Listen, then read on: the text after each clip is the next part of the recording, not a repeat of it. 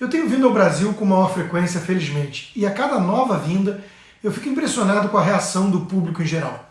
Em tudo que é lugar eu sou abordado por várias pessoas e há uma mensagem comum, um tipo de recado que se repete com bastante frequência.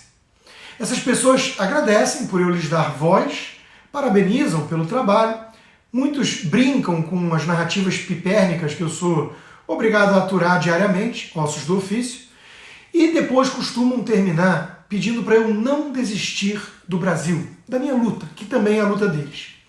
Dessa vez, depois da comissária de bordo da companhia aérea solicitar uma visita minha ao cockpit após a aterrissagem, para falar com o capitão e toda a equipe, que seriam meus admiradores e, aliás, muito simpáticos também, eu entrei na fila de imigração com um amigo meu da Flórida, que estava no mesmo voo.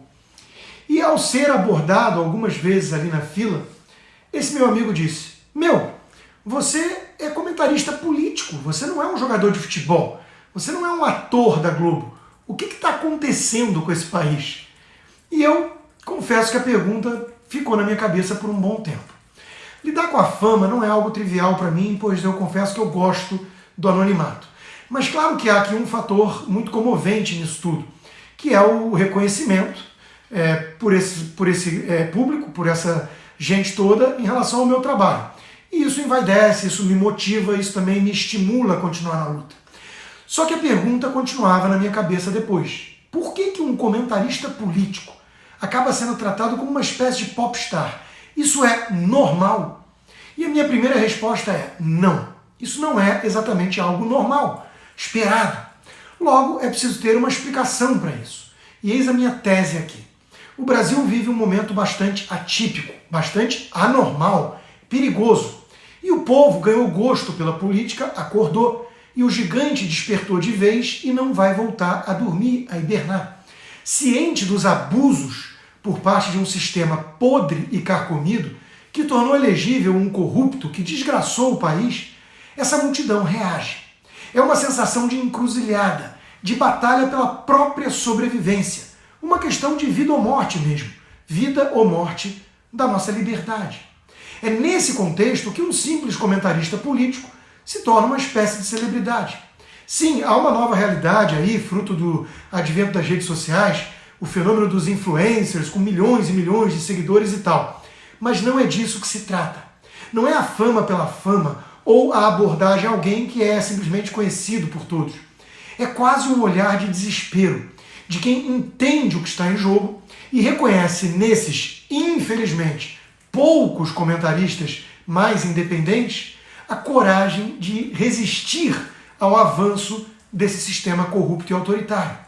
Lula não vai vencer, né?